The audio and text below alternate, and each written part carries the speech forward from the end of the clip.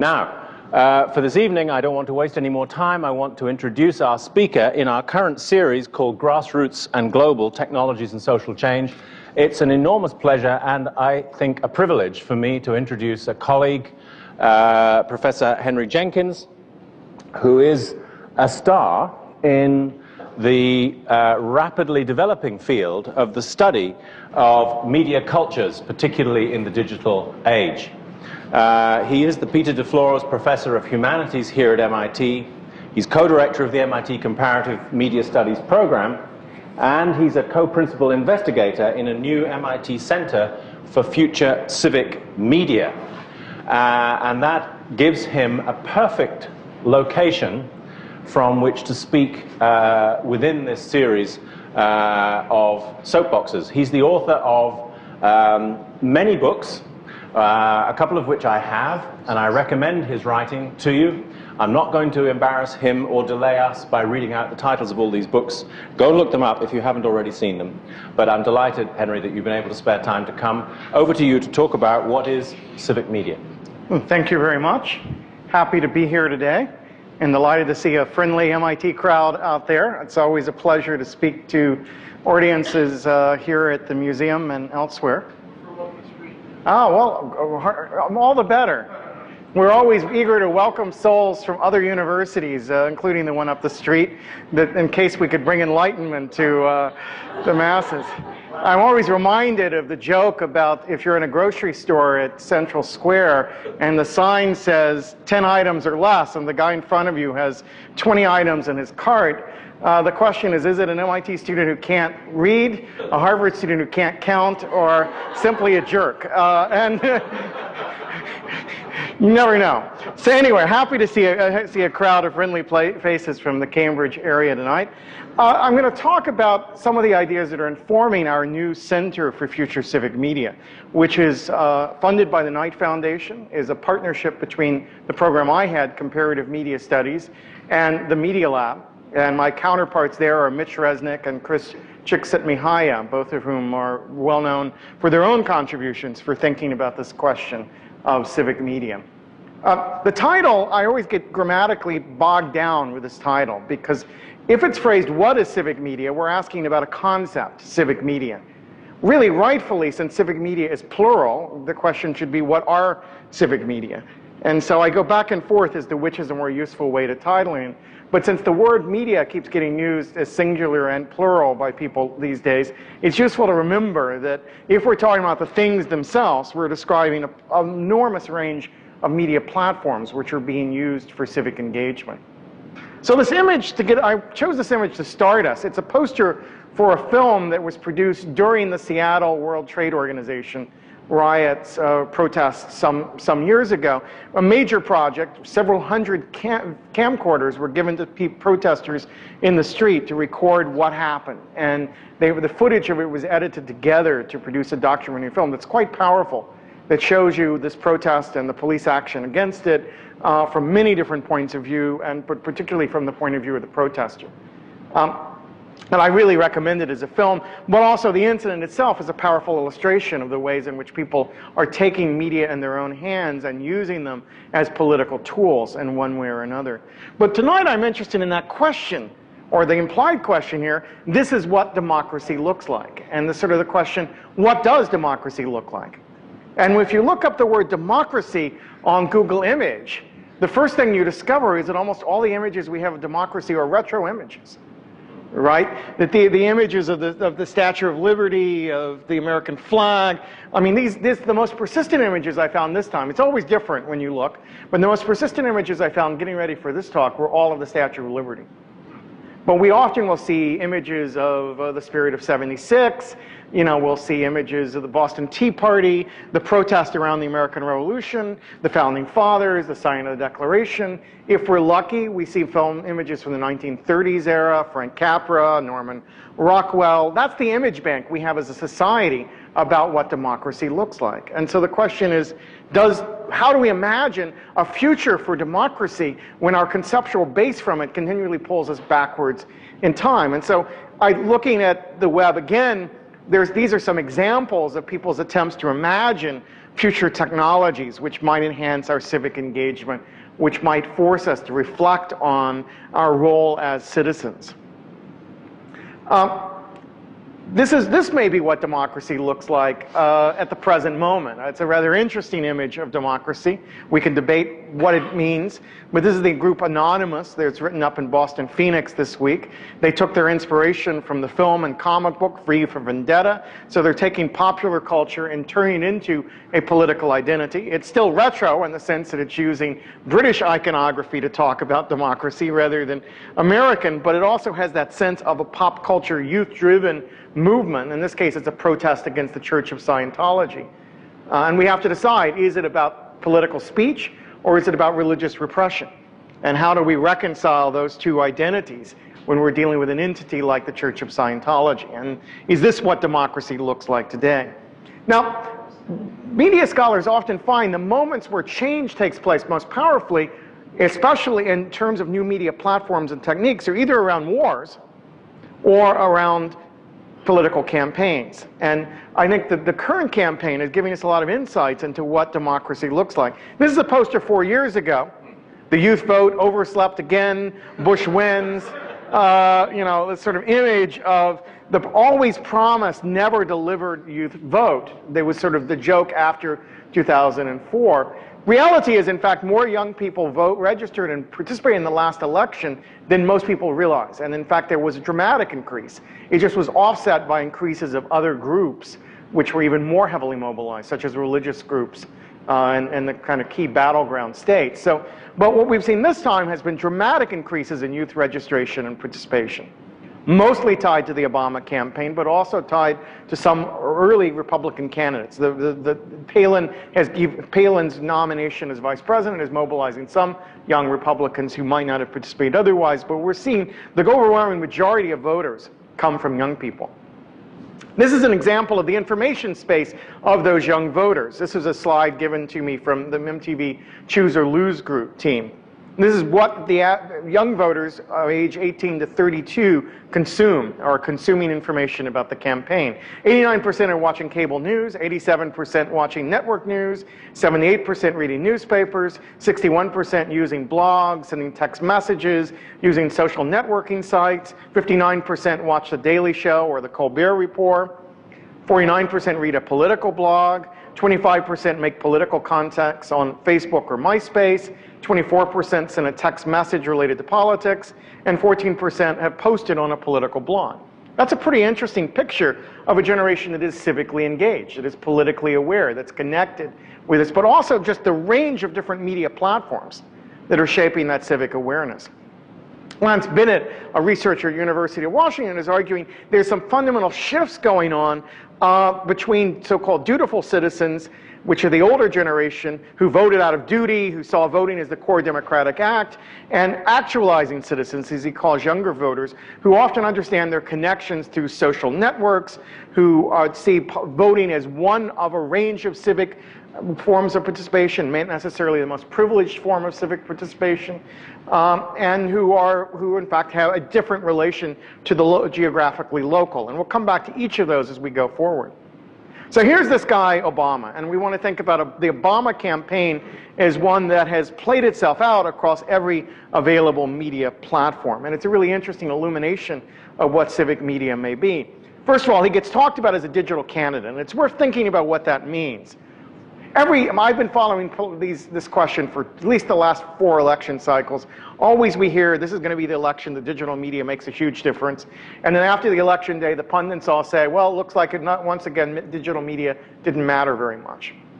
Right? And because, in part they say because they're looking for something like the digital equivalent of the Nixon-Kennedy debate or the fireside chats. But those, by their very nature, are defined by the properties of broadcasting, something everyone paid attention to at once. What we're going to see instead is many different activities using many different digital tools affecting many different segments of the population. And I think there are plenty of signs that's what we've seen this go around, and that's sort of part of why media is playing a key role. So one example of that would be the use of social network sites like MySpace and Facebook. If we think about the traditional relation of the candidate to the voter, the website that's static, that you go to and get information, you sign up and the campaign sends you messages, that's the model we've seen for the last 3 or 4 election cycles. Well, what a social network does is connects all these voters to each other as well as to the campaign. So what is forged in that way is the possibility for citizens to mobilize in small clusters at the local level or in any other unit that's relevant to them. And so you see all kinds of groups for Obama spring up. Maybe you've gone to a meetup or some sort of other party that's been organized in this fashion. What it also means is the social network survives the campaign.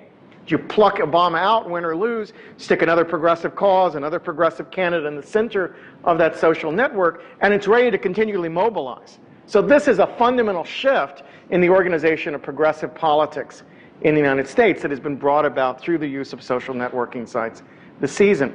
Here's another civic medium, the cell phone. When I was waiting in the freezing cold in February to hear Obama speak here in Massachusetts, 8,000 people waiting in the freezing cold, they were passing out telephone numbers of undecided voters to people in line call while they're free, and communicate that to each other. And when you got inside the hall, and you can sort of see it a little bit in these pictures, people holding up their cell phone to broadcast Obama's talk to various people, whether the undecided voters or friends and family, so that everyone inside the hall becomes a point of radiating messages out to the communities at large. And so the mobile phone emerges with certain properties that make it a very effective tool for civic organization. Here's the Obama girl. This is Obama with Oprah. This is Obama with Ellen. All 3 of them are people you probably, while 2 of them come from television, odds are you saw these images through YouTube or some other participatory platform. And YouTube has emerged as a very important space in this election cycle with both official and unofficial, both serious and critical perspectives emerging. This is also about the game platform. Some of you may have read the other week, the Obama campaign is buying ad time in video games. This time around, and that turns the video game into a kind of civic media platform for communication. But these images here also suggest other ways that the Obama campaign has been connected with games, has used game platforms to get its messages across. So again, we think of games normally as a recreational vehicle, but the game may also play very important civic functions. Now I'm very interested, Stephen Duncombe wrote a very interesting book called Dream, which he envisions what progressive politics might mean in a digital era. And we could swap out civic engagement for progressive politics, and not much would change in this quote, but he happens to be talking about a progressive orientation. He says, given the progressive ideals of egalitarianism in politics that values the input of everyone, our dreamscapes will not be created by media-savvy experts on the left and then handed down to us for the rest of us to watch, consume, and believe. Instead, our spectacles will be participatory. Dreams the public can mold and shape themselves. They will be active, spectacles that work only if the people help create them. They will be open-ended, setting stages to ask questions and leaving silence as to formulate answers. And they will be transparent, dreams that one knows are dreams, but which still have power to attract and inspire. And finally, the spectacles we create will not cover over or replace reality and truth, but perform and amplify it. So he's describing a politics of what I call participatory culture. Politics in a world where citizens can take media in their own hands and shape the messages of the campaigns. And I would argue both cycles, last year's election and this one, we've seen plenty of cases where the candidates lost control of their own campaign and it returned to the people who shaped the message and shaped public perception. This is an interesting recent example of grassroots appropriation. I love the way people are using the language of popular culture to talk about what's disturbing to them in this election cycle. And behind that image is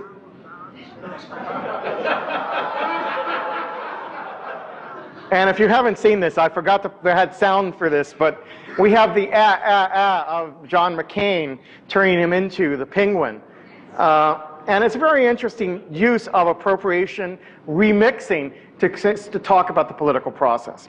All right, so that's what's happening right now. Let's take a step back and talk about civic engagement as a challenge in America today. Go back to the 1960s. Alvin Toffler, pictured here, wrote a book called Future Shock, in which he said that most Americans would not invest much in their local communities, would not invest much in friendship ties, because of the high increased mobility of American society. It's increased since then, but statistics show the average American moves once every 4 to 5 years. frequently seeking work, frequently across regions, breaking down to kinds of social ties to the local area. That was part of what led to civic engagement in the classic models. And so the question for Toffler asked us 40 years ago was, would we know the guy across the hall from us? Would we know the person living next to us? Would we have common interests with those people living in a geographically local area? And the acceleration of that process has been met by digital technologies, which allow us to form very powerful social networks, but social networks that are geographically dispersed, so that we now can build strong friendships and carry them with us wherever we move. We know people from wherever we ever lived. My old friends from high school are connecting with me via Facebook, and we're rejoining in some way. So the social ties are reemerging, but they're doing so without regard to geography. And that poses some questions as we think about classic political behavior. Let's flip to Robert Putnam, who wrote Bowling Alone, a classic work on civic engagement, in which his image of civic engagement was the very geographically rooted social organizations of the 1950s. And as the title suggests, the bowling metaphor is a very important one for him, right? And if you think about what happens when communities bowl, people from all different areas in the neighborhood come together in this place on a Friday night, a Saturday night. They're playing the game. It's a slow game. Only one person plays at a time. You're sitting on the benches. You're talking to each other. You share information about your lives and your interests. It drifts from bowling to other kinds of conversations. What Putnam argues is, in the 1960s forward, that broke down as television and other media privatized their lives. We were less likely to go out bowling, more likely to stay and watch bowling on television, and that result of that was a breaking down of the era of social organizations. Now, let's think about then the modern bowling league, maybe something like the Klan on World of Warcraft. Right? These are people who do get together regularly, who play together as a group, who often tell you that they go online out of a sense of responsibility to the other members of the group. So whatever they're doing, they're not bowling alone in Putnam's sense. But the social structure of the organization has shifted toward the world of social networks, going back to Lance Bennett's term. So that people are organized in social networks which are constantly evolving, that are very tactical in the ways in which people engage with them, are proving out to be powerful tools for political engagement in the campaign season, but may not translate into civic engagement at the most local level. We're seeing at the same time local media folding. Right? We're seeing the survival of hyper-local or micro-local media, things that cover a very small area like a blog that covers your neighborhood, thrives, but city newspapers are folding. We've seen them disappear. You know, Boston's down to 2 major daily papers at the present time from many, many more, several decades ago. Odds are, before the next decade's out, we may be down to 1, or we could even imagine the megalopolis starting to fold in on itself. Does Hartford, Providence, Boston all need separate papers, or will we see a conglomeration of urban areas to form one larger newspaper? The average American gets their news now from a national publication, not from a local publication. So the rise of USA Today, Wall Street Journal, New York Times, Christian Science Monitor, much more likely to get news from one of those sources than you are from the Boston Globe. And so the question of how we shape political knowledge at a local level becomes crucial. So what Knight has asked us to do is to revisit this question. How do we use new technologies, new tools to build civic engagement at the most local level? What could we use? And all these devices we've talked about, and I'll show you a few more as we wrap this up, is what can we use to engage people at the most local level, to touch their lives, to frame their questions, to shape things like city councils and school boards, where odds are in this city, it's almost impossible to find out anything about anyone who's running for any of those races, given the current structure of the communication system that we live in this town. And we're in a better situation than most cities in America. So how do we get there? How do we think about what this looks like? And what's our model of a civic media? And here we have classic images of coffee houses and people gathered reading newspapers together. This is our classic images of what civic media could look like. The town crier is another example, and it assumes town squares and people gathering together. I'm very interested in civic pageants.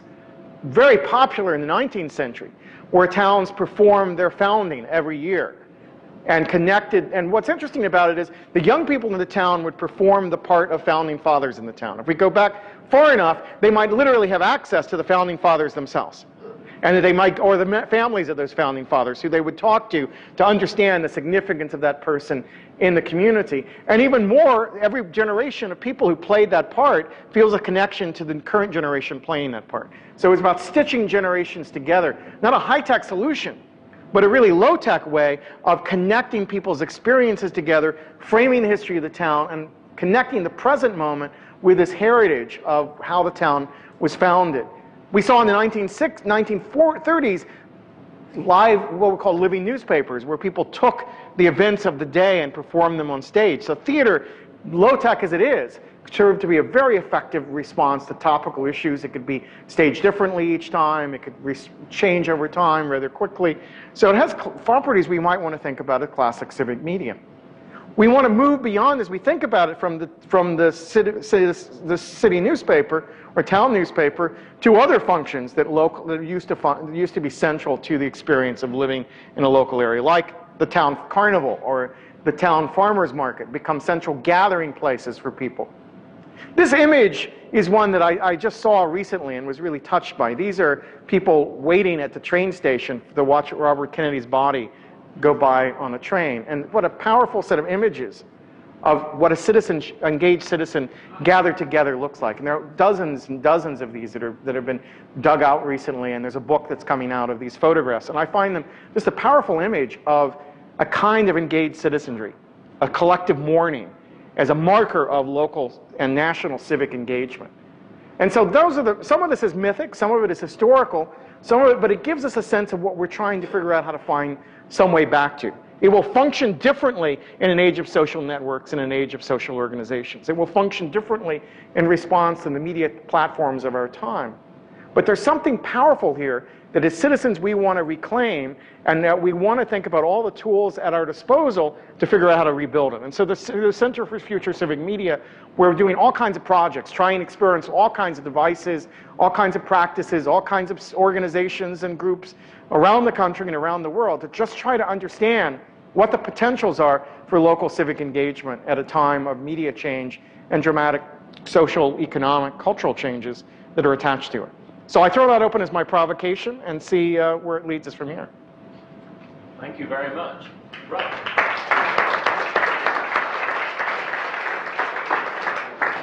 So this is where you have to start doing some work. So now, please, if you would, as I always say, spontaneously reassemble. Somehow people always manage to. Into small-ish groups, doesn't matter what size, anywhere between 5 and 10 probably. We should get, I suppose, 4 or 5 of those this evening, probably. John is going to go around with another colleague with some tablet PCs. Please be free to raise any questions that occur to you, any issues that interest you out of what Henry has just described, because they'll constitute the basis for our discussion with him when we come back into plenary in about 7 or 8 minutes' time. So please, go for it. Thank you. Okay, now with John's help, I hope, I'm going to suggest that for a couple of minutes we scroll through questions and just get a sense of the range of topics that people have suggested that we pick up, and then in some sort of spontaneous process that I don't pretend to understand, we will sort them and pick them out for conversation. So let's just look at them. Here's the one in the main box. How does radio, for example NPR, fit into this model? It's old tech, it's certainly a traditional broadcast medium, but continuing to be successful. So how are some traditional media making the transition into an age of new media? Maybe. What sort of competition is there between social networks and local media? Henry referred to the decline of city-based newspapers in the recent past. How are social networks contributing to that? Do you think an Obama president will continue to engage the public via digital media and keep the citizens informed digitally? What will happen after the presidential election to these networks that have been created over the past few weeks and months? So much organization has gone through my.barackobama.com with a singular goal on November the 4th. Does this past election a similar question? Maybe we could, in a moment, start with that. What does the future hold for civic media? That's a very small question. We can deal with that in a few seconds. How does corporate advertising drive digital media? It's not always obvious how some of these networks get funded. Can media be trusted? Yes, discuss. That's a big one. That's a big one. What is the importance of food in is that food? Yes, food in motivating. Well, we obviously can tell it's quite important because we always provide it in Soapbox and you always come. So, and then a reference back, interestingly, to the speaker in our last Soapbox. Ethan Zuckerman spoke about how digital media connects people of like minds. He did indeed talk about that. Does civic media connect heterogeneous groups, or are people preaching to the choir? Okay. When is it more important to convene in reality or in person rather than remotely? I mean, here we all are. We're in a traditional face-to-face encounter. What's the role of those in the world of digital media, or in an age of digital media? Some of us are face-to-face. Keep in mind you've got a virtual audience. Yes, it's true. Well. We've got a mix. I apologize to those who are not face-to-face. We have a mix, and maybe that's one secret to the future. I don't know. We'll come to that. Okay, could we maybe start? I'm going to, and please, it's going to be increasingly important for you in the audience to interact as you will with our speaker. But a couple of comments here have raised the question, what happens to these very powerful social networks that build up, in this case through a presidential campaign? Do they persist beyond it? Do they get cut off at the knees once the decision is made about who is president? What's likely to be happening there, Henry? Yeah, so one of the slogans we've been using in the center is to talk about moving democracy from a special event to a lifestyle. That's a sort of used rhetoric of media to talk about it, but special event being we vote every 4 years, to we are involved and connected as citizens over time. That's part of what Lance Bennett is getting at with this actualizing citizens model, that is the resistance of younger people to define citizenship through voting, and their insistence on volunteerism, on a variety of other kinds of social structures, so that, in fact, that suggests a lifestyle model of this. So that's one way to think about this question. How do we move it in that direction? Now, one snapshot would be to think about an organization like Move On, which was created for a very specific political purpose, that is to block the impeachment of Bill Clinton, has now survived almost a full decade after that original function and has taken on a variety of other functions, has played a pretty strong role in progressive politics in this election cycle and subsequently. So it suggests the potential of an organization that evolves and changes over time. Others have sort of argued that in the era of digital media, since it's so easy to form social networks and so easy to dissolve them, we will move to an era of what people are calling adhocracies. That is, things will organize quickly in response to specific challenges and then reorganize and disperse to other kinds of configurations as other challenges come along. So that we might continue to be like Minutemen engaged in our community, but that the structures are very fluid, that we're not locked into a specific function. Now, many are wondering what Obama is going to do as he becomes president. He's built a social network. Does he, we now talk about a permanent campaign in which the president is continually seeking votes, and that's a kind of opinion poll driven version of it. But is there a plebiscite version? Is there a version of collective intelligence where people consult with the president and we collect the advice and insights of the public to go forward? And much of the rhetoric of the Obama campaign suggests that he's thinking something in that direction, that coming out of community organizing models, coming out of bottom-up models of organization, he's particularly predisposed to systems which create more fluid feedback from the voters over time. And I think many believe that there will be some efforts in this administration to try to move in that direction. Whether the national media will give up readily its role in shaping the agenda for more grassroots media, I think is one of those crucial questions, because right now candidates run through alternative platforms, but they have to govern through broadcast. And that's where a lot of the problems are likely to come in. Somebody wanted to come in here, but could you wait for the mic?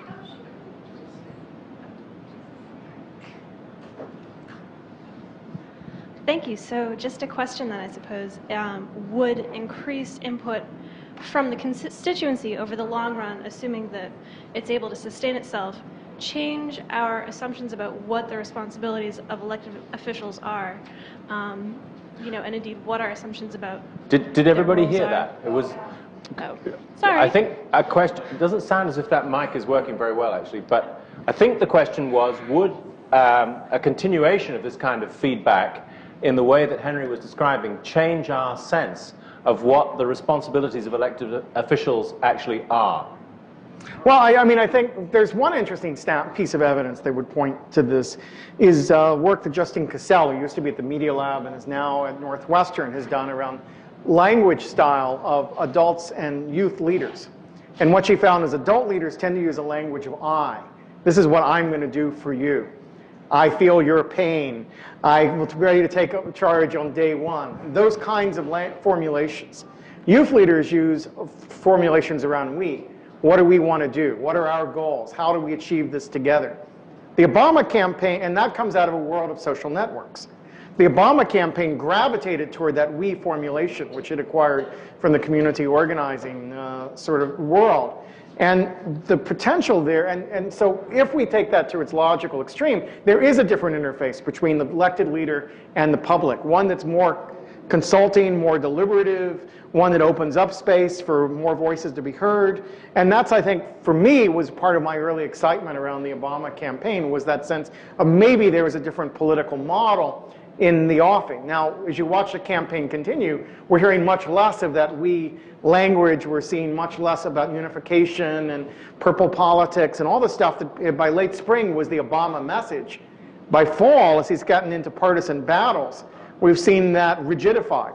And Obama has become much more the Democratic candidate than the purple candidate, much more talking about his administration rather than our administration. And so the question is the structures of our politics today ready to embrace a more deliberative bottom-up model of citizen engagement? And I don't know. But I think it's a very interesting moment to see how that plays itself out. We're going to have another experiment with the mic, with the person at the back. How am I experimenting? Any better? Not much. You need to hold it quite close, I think. Okay, I can't tell. He can't possibly make decisions or be substantially affected by the types of interactions you describe. That's nothing more than ruling by polls, doesn't work. The people who are giving him, the masses who would be giving him the input, don't have the information he has, don't have the experts. It makes absolutely no sense. Having said that, he will pretend to do it because it's a way to remain popular. We will see. Let me just say I'm a little less cynical than you are because I'm seeing large-scale knowledge communities function quite well elsewhere. And I think that we're seeing a different kind of relationship to expertise emerge. I can't help thinking of a comparison with, because at that time I was living in the UK, with the election that brought Tony Blair to office in the UK in the late 1990s. And the rhetoric in the campaign there was very much about reconnecting politics to, quotes, the people. It was before, really, the emergence of some of these social networks that you have focused on. And what that administration in the early days did, which is perhaps interesting, is that it organized quite a lot of focus groups amongst citizens in the community as a way of allegedly trying to keep the new administration in touch with where public opinion on various issues was. Now, a focus group, rather like our little brainstorm sessions, is a very traditional form of interaction. But it's not so traditional, at least it wasn't then, for a government to use it as a method of keeping in touch. And I wonder whether some digital equivalent of focus groups might be useful to a new administration to keep in touch with where people's sentiments really are. Yeah, I mean, if we think about traditional polling, they're more or less yes, no, black, white, this side or that side. We're very broad binaries. A system like Wikipedia, which is designed to allow consensus to emerge over time. It's iterative. There's middle ground positions emerge. It's a tool for discovery. It may not be a tool for resolving conflicts, but it may be a tool to collect a variety of viewpoints in a shared framework that allows you to then understand more deeply the way decisions affect large numbers of citizens. And so that's what I envision. Now, the pluses of Wikipedia as a model is that we now have this pretty rich resource that's out there that didn't exist before. As Jimmy Wales put it, it shouldn't work in theory, it does work in practice. On the other hand, it's a deeply flawed mechanism, right? That it's subject to all kinds of manipulation.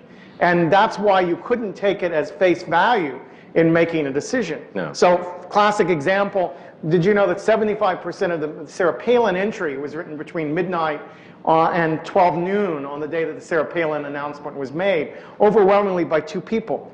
So the Sarah Palin's entry turned out to be the most heavily read Wikipedia entry ever. Wow. That day, because you're an unknown politician who's being announced, many, many people turned to Wikipedia for advice, and the McCain campaign essentially wrote the rhetoric of the Wikipedia entry. Now, over time, it's corrected itself, that over time, both strengths and weaknesses of Sarah Palin have reemerged there.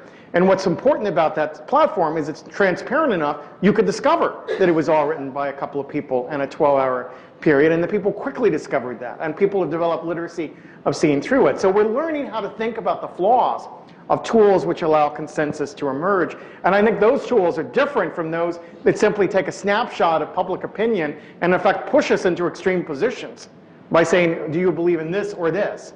Rather than what do you believe and how could you pool your information? So I'm less cynical because I think some of these tools are starting to work. But I don't necessarily predict that politics is ready to fully embrace the potential of these platforms. Now we've got several people wanting to speak. And okay, you first and then this I've lady got the microphone. There are 2 precedents that strike me as worth noting. One is our governor, who has a whole office of civic engagement and does a whole formal civic engagement process, and yet there was no civic engagement involved in his recent cuts, which is an indicative pattern. And the other is Triumph of the Will, where there was a lot of civic engagement, but it wasn't the kind we'd like. Yeah. I think we have to decide.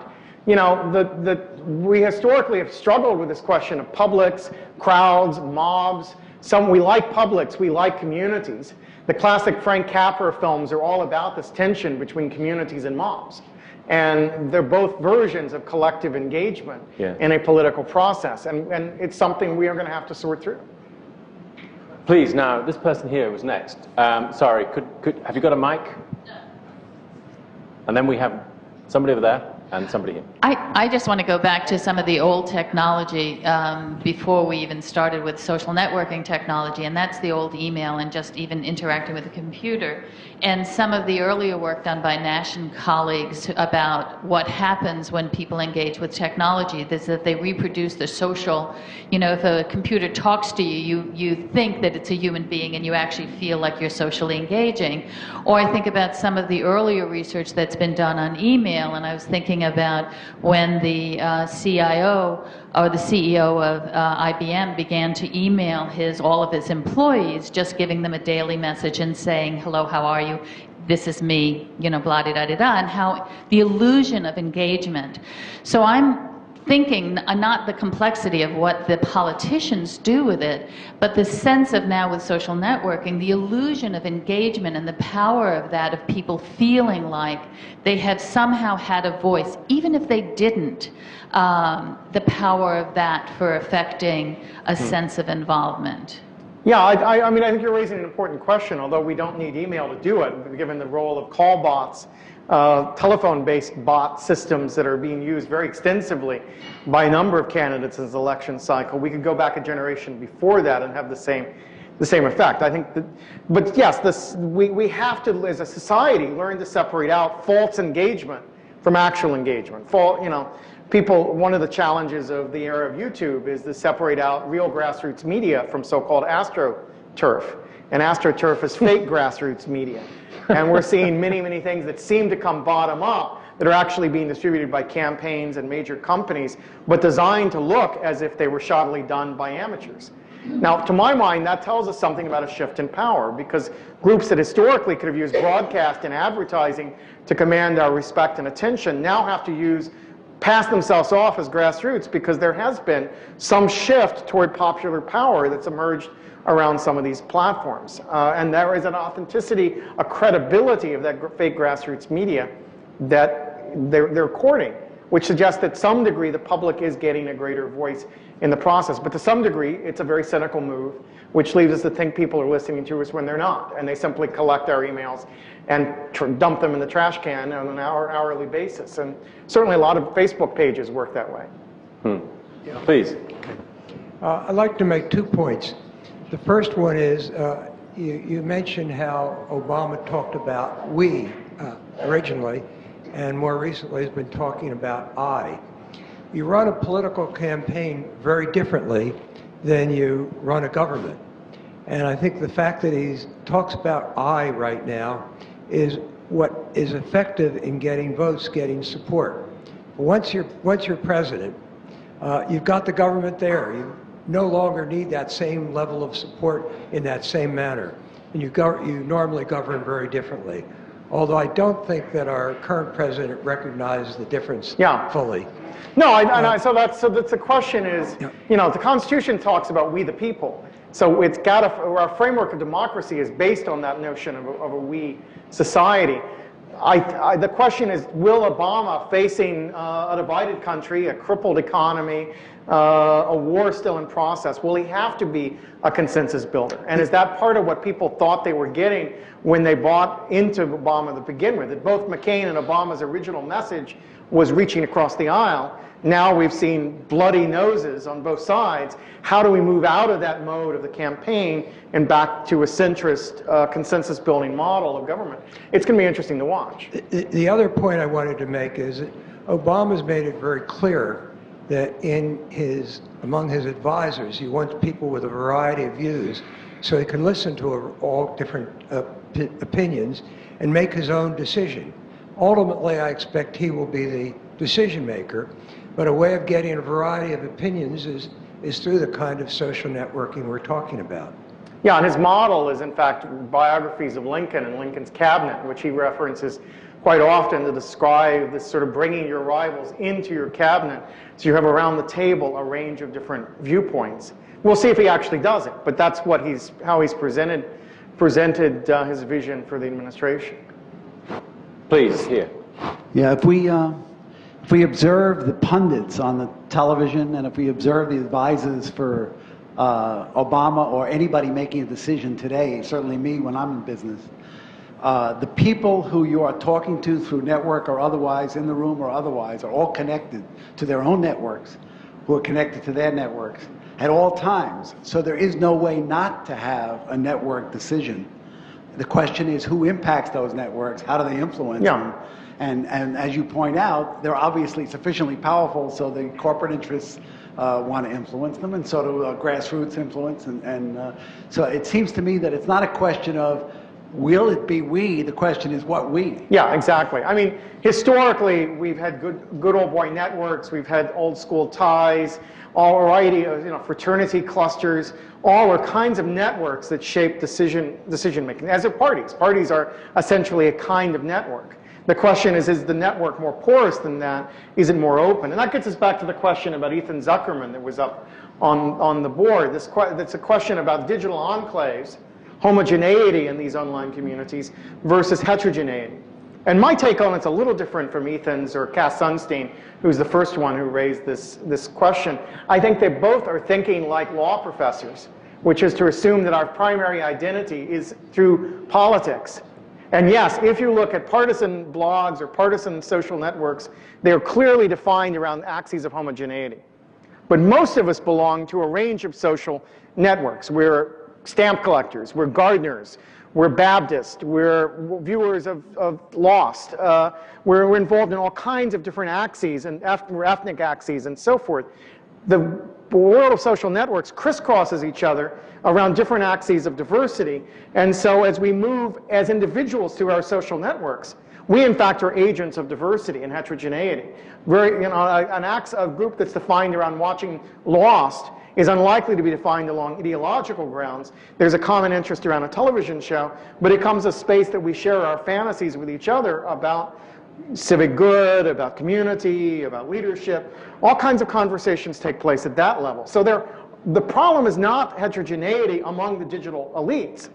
The problem is going to be those groups that are locked out altogether. And this is what I call the participation gap. Here at MIT, we always define it in technical terms. And that's what I mean. The digital divide was a technical category. Who has access to network computing?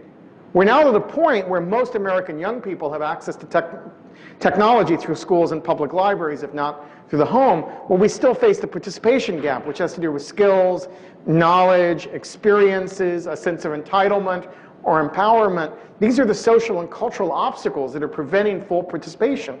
from those people who are locked out of the process. And so I'm not as concerned about, is the diversity of the existing web community going to be mixed up? It will. But I'm much more concerned about who's not entering that world to begin with.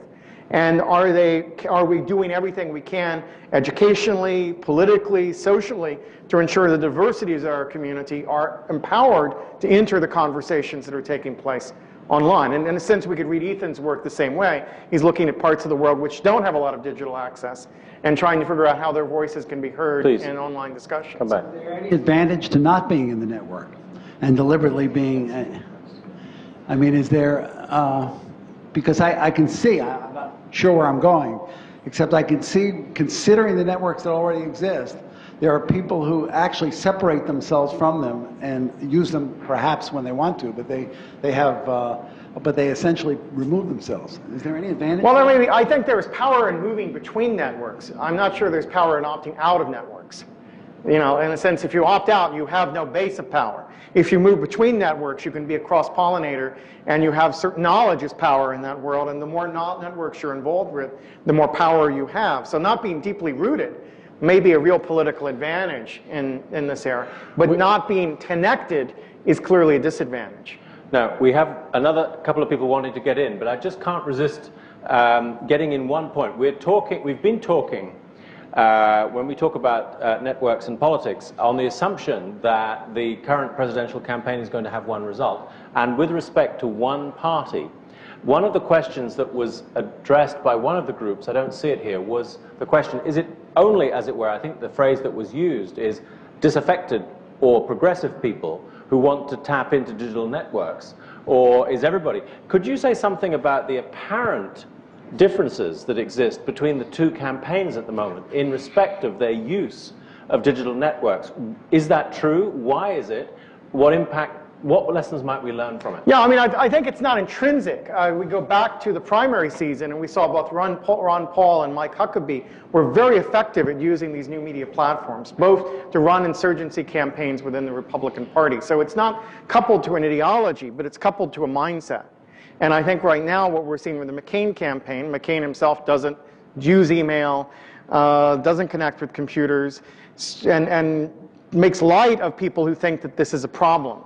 You know, trivializes the importance of that as a mindset, as a way of understanding the world and processing information. And I think that's filtered down to a fairly conservative use of new media platforms by the Republican Party in the fall election. Now, that's not to say that there's not other kinds of grassroots media going on. I think we discovered last time those of us following the digital campaign largely missed church newsletters in states like Ohio and Missouri, which turned out to play an even more significant role in mobilizing voters. So I think we can't assume that it's not grassroots or networked, only that it is not, by and large, being very public in its utilization of internet-based technologies. But there are some significant examples of, you know, rapid deployment of advertising online, for example, where both campaigns have shown the ability to see a commercial aired in the morning and distribute a counter commercial within hours using the web, which would have been inconceivable in any previous election process. So it's not as if there's not a lot of innovation going on. It's just right now it looks like the Democrats and the progressives have surged ahead in their use of new media platforms. Right now, odds are 4 years from now, those advantages will have closed again. Thank you. Please. We think it's on. I'd like to press two points you made and put them together. One was the distinction between a network and a crowd, a community and a crowd, a community and a mob. And the other is your observation that to some extent the multiplicity of who we are is limited in terms of what we can transmit through images and text. Which for me raises the question of what's the difference between, or what are the relative virtues and limitations of community and a social network. In community, we're known as whole individuals. We can evaluate each other's views based on what we know about them. The community can use any element that we are in order to meet a need. And it's usually we know each other locally and in a whole sense. Social network has the virtue of being dispersed.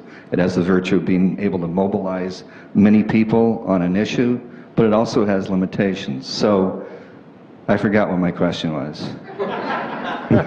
Well, it's a good summary. I like where you're going. Well, So I mean, just why don't you do something? Sort of to pick up on that, one of the things the research now, almost 2 decades worth of research on online communities, says those that survive over time are those that are anchored regularly by face-to-face communication by at least some significant subset of their membership. And this goes back to the question of food, right? It's the food, we've used food to talk about being physically present, being present with our bodies, being engaged, breaking bread with each other, that turns out to be very fundamental to human behavior. And so I think what you want to have is some balance between social networks and communities so that you have the advantages of each and avoid the blind spots that both of them potentially fall prey to.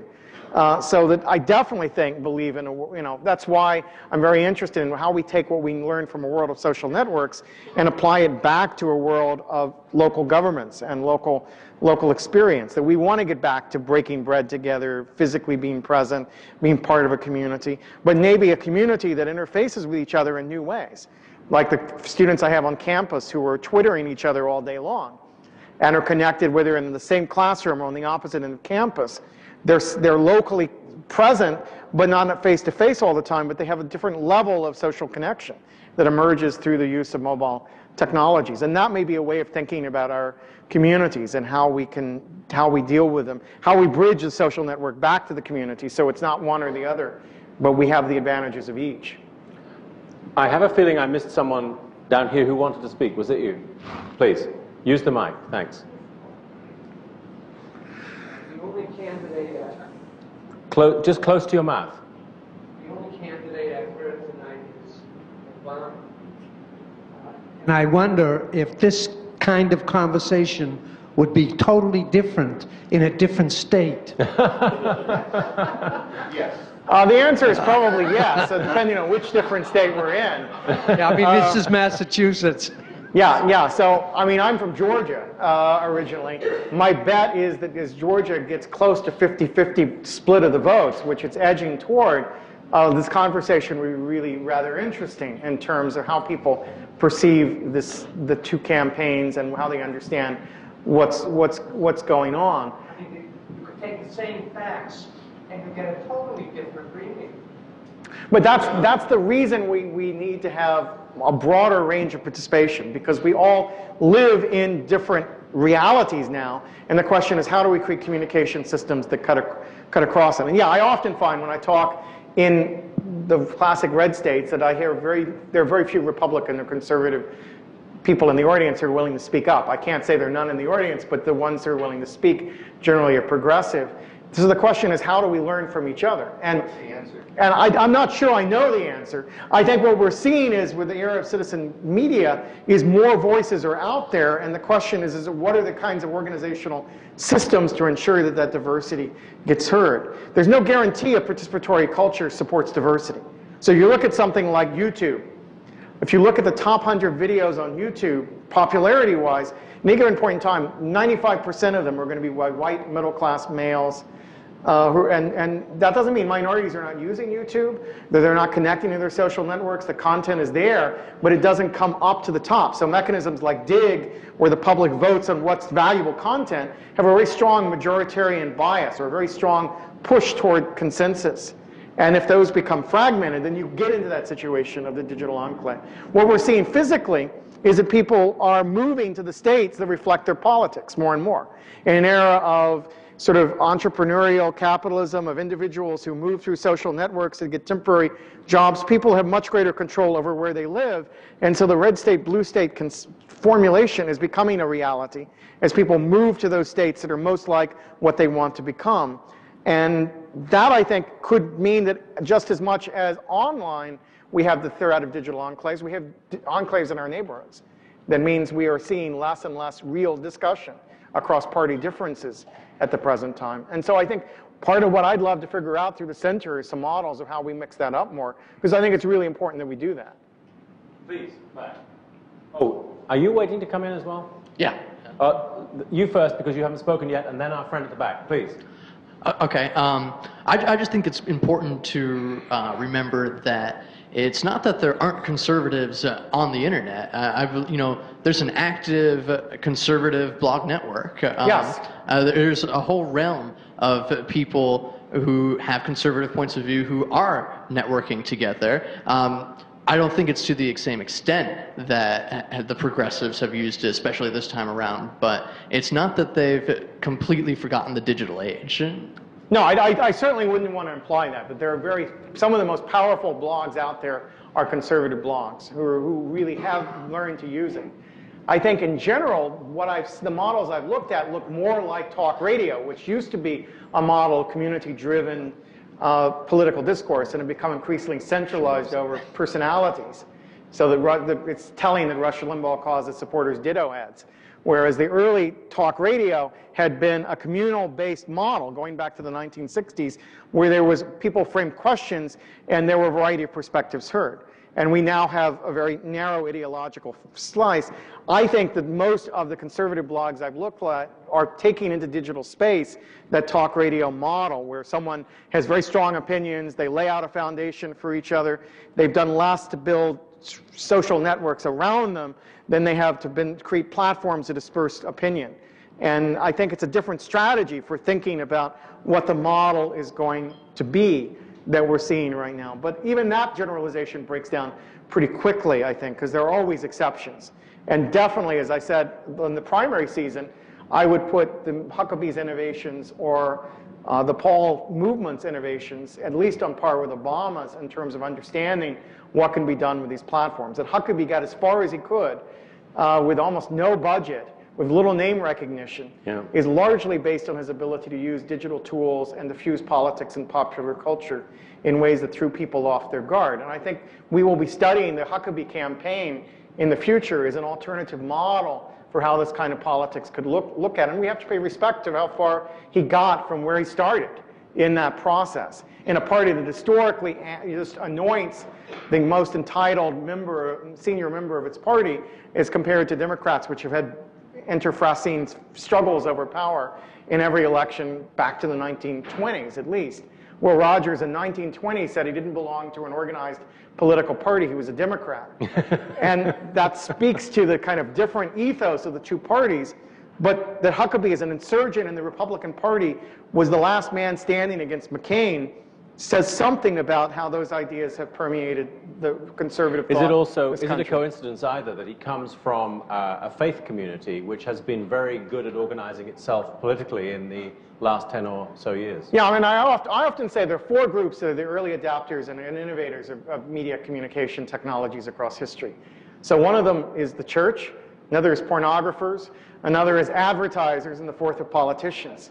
So if you want to see where the media platform's going, those four groups who have the most desperate need to reach unaffiliated members and to get messages out will almost always adopt the technology first and experiment with new techniques to reach the public. And they're learning from each other constantly. So that, yes, the evangelical movement is incredibly innovative, consistently, in its use of new media technologies. And so that's not surprisingly, along with the libertarian, the two wings of the Republican Party that have been most effective in mobilizing digital media. The least effective at using it are the sort of Wall Street Republicans, the big business Republicans who have had less invested reason to think about how to use these technologies because they've historically had more access to traditional channels. Please, sir. Am I doing okay? You had mentioned earlier that you had an interest in local media. And I asked this question seriously, although it may sound funny to begin with. But I wonder if the prospect of having to actually meet flesh people with whom you might discuss intellectual concepts online, that if I knew that ultimately my standing in this online community would be a function of whether I was willing to show up at Joe's house Tuesday night, that to me is a daunting prospect. I don't want to go to Joe's house. but I'm willing to talk, I'd love to talk to you or anybody else online, because it is a a more intellectual situation. Maybe, so anyways. No, it's an interesting question. How do we connect the real world and the virtual world together in such a way that the consequences of one permeate the other? Would be another way to think about it.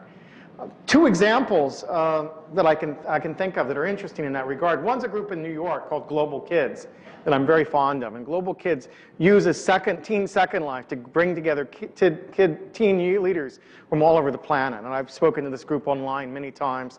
But they have strong incentives to go back to your community and work on the local level on issues face-to-face. And it's built into the structure of the organization. The leaders meet online, then they go back to a larger organization that they've been selected from that actually does projects on a city level. And they get standing in Teen Second Life based on the projects they've done in the real world. So it does actually have that.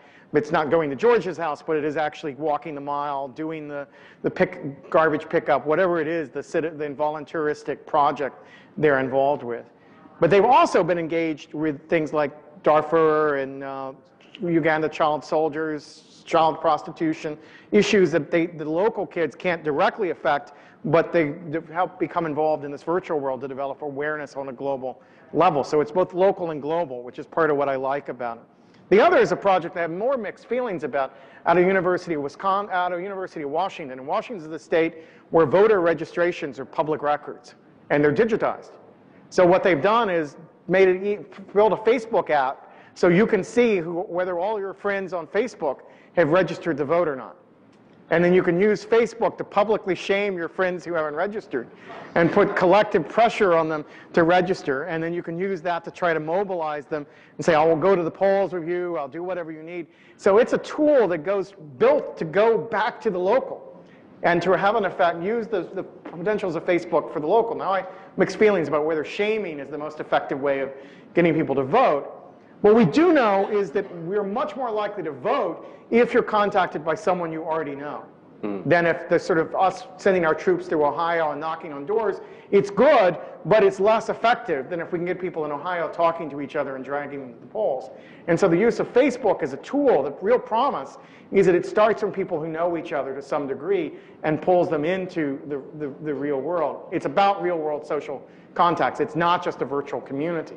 And that, I think, has real potential for thinking about how we achieve what you're talking about. I think some of what you've been saying has, that's just gone, has provoked more questions and comments. Here we've got somebody asking about whether we're talking about the possibility of increasingly sharp separation of an already fairly divided country. You talked earlier about people choosing to live in places that are more consistent with their political orientation, which implies a kind of geographical split in the country, even greater than we currently have. Do you see the prospects for that? I don't think the Civil War is overstated, but I think there's a problem when those groups don't talk to each other. I had a friend down in Georgia who was liberal, when I mentioned having Republican friends, he sneered at me and says, "Well, I suppose someone has to have Republican friends." You know, but that was the reality of someone living in a blue state, who nevertheless cut themselves off totally from the people around them. And that was a shocker to me, because he's a smart guy. And so if that's starting to happen, we bunker down, it's a problem. The good news, I think, is that it doesn't look that Obama's campaign and McCain's campaign started out with a 50-state strategy. And Obama's campaign, at least, is ending up with one. So if we look at states in play this time, a lot of states that were so-called red states 4 years ago look like they may shift alliances in this. And it's part because while there has been a tendency to concentrate around ideology, there's also been a counter-pressure of kind of some diversity of cosmopolitan spots emerging in a lot of traditional rural states. So states like North Carolina, even West Virginia, are starting to have pockets that are very different in composition. And that's why if you've seen the so-called purple maps, which are very interesting to look at, what you see is if you combine the percentage of red and blue across the country, that the country looks like shades of purple, and we're not as rigidly separated as we might think. There's also been another Patchwork Nation project this year, which is looking at surveys across geographically similar areas across different states. So if you look at suburban areas or urban downtown areas or whatnot, port cities or whatever, you see patterns that cut across states but suggests that there's lifestyle choices that are done, and they're just different densities of those lifestyles in different cities that produces the effect of red and blue. So it's hard to tell. I think this election, if the election was held today and we look at the electoral map, it is a very different electoral map than we saw 4 years ago. It doesn't suggest the fixity we saw over the last 2 elections. But it can change in the next 2 weeks, so no one knows whether it will revert back to red states and blue states, or not. But it looks at the moment like the result will be a much more variegated country than we've seen in the last 2 elections. One of the, was that a, no, yes, please, at the back. I had another question on this local thing. In the presidential primary, 94% of my precinct in Arlington came out and voted, of all the registered voters. A couple weeks ago with the primaries for the state senate, only about 45% turned up. And the truth is that that fellow is actually going to be, well, probably going to win the election since there's no actual Republican opponent on the ballot.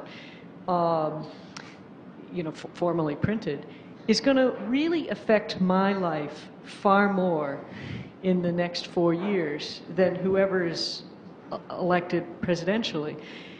So I was wondering if you might speculate a bit about, is this a trickle-down kind of media, or is it always going to be at this high end? Is this sort of digital civic media only work? Is it only relevant in presidential stuff, or do you actually see it kind of permeating all of our culture, and what are the implications of that? Yeah, well, we can start with why that pattern might be. We start with the fact, as I said, this heightened mobility, people moving across every 4 years across regions.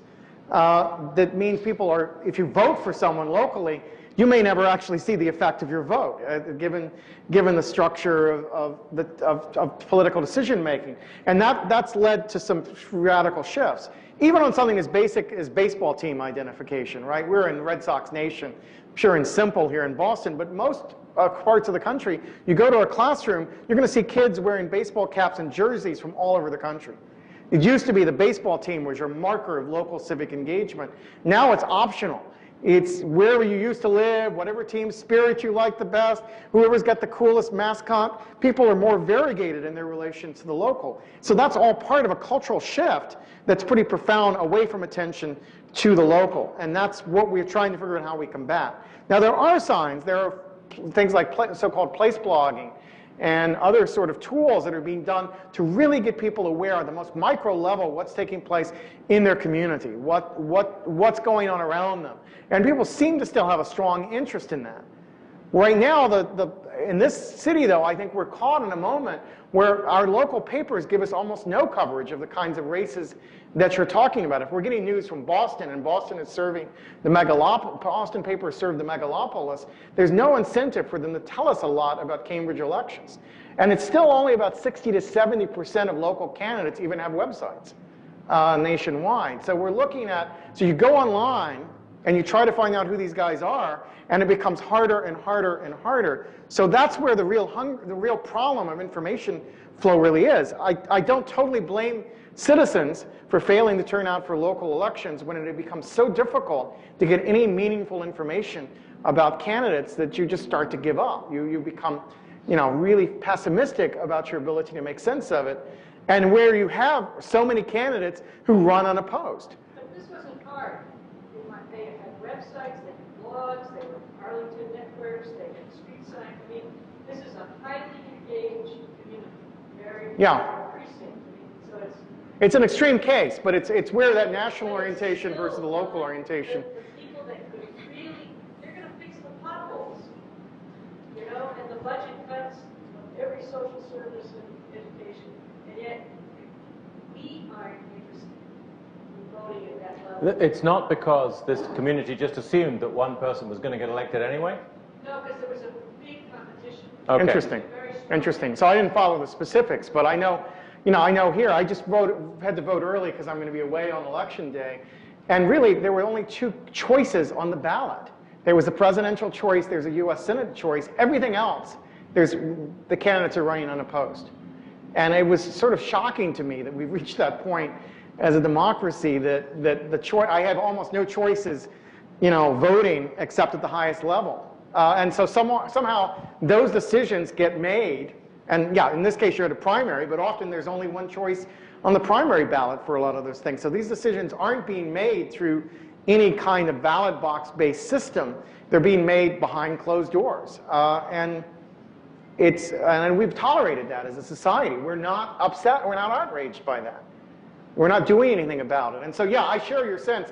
We should be concerned. I'm hoping that we can figure out a way to use these tools to create that local engagement. That's part of what our center is trying to do. But I'm not sure yet how we address it if even a highly engaged and connected community like Arlington faces that problem. Okay, we're almost out of time, I'm afraid. So the last point to which I will give our speaker a chance to respond is here. It's more of a comment to respond to. Sure. Just an additional comment about conservatives. I feel that conservatives actually do use social media more than you'd expect in terms of not only blogging, but social websites. I know there's a Republican and a Young Republican meetup to which I'm a member. It's just that they don't vocalize it as much in person. For example, I know of a person who's very active in the conservative movement in Massachusetts, but they verbally told me not to mention it to anyone because they feel uncomfortable being from Cambridge. So it's out there. Yeah. It's out there. We do use social media a lot, Young Republicans. It's just They maybe just don't not tell the rest vocalized of as us much. about it. Yeah. No, I totally know a lot of closeted conservatives in academic life who, you know, really feel very uncomfortable. Once you get a critical mass of liberals in one space, it's a very uncomfortable thing to come out as conservative. And yeah, vice versa. Trust me, having raised in Atlanta during certain times, it was none too easy to be a progressive living in the South. And that's why, on one level, I understand my friends saying, well, some people have to have Republican friends. But it's a way of protecting yourself from being exposed when you're outnumbered. And that's definitely a factor. And I think that's definitely part of what goes on. So I appreciate you reminding us of it and being courageous enough to come out as a Republican in this crowd. Keep it up, keep it up. Okay, well look, we have run out of time, I'm afraid, this evening. I do want to just do two things at the end. To thank everybody here for coming, of course, and to thank our online audience as well. I want to remind you all that the next one of these soapboxes in the present series will be given by Dana Cunningham, who is the Executive Director of the Community Innovators Lab in the MIT Department of Urban Studies and Planning, and she will be talking about technologies changing communities on November the 5th, Wednesday, November the 5th. So please make a note of that in your calendar. But in the meantime, particularly at this moment, as we're a couple of weeks away from an election, I think you'll agree we've had a fascinating perspective on the way in which new civic media are changing the shape of political debate, and for that we owe our speaker a great deal of thanks. Thank you, Henry. Thank you.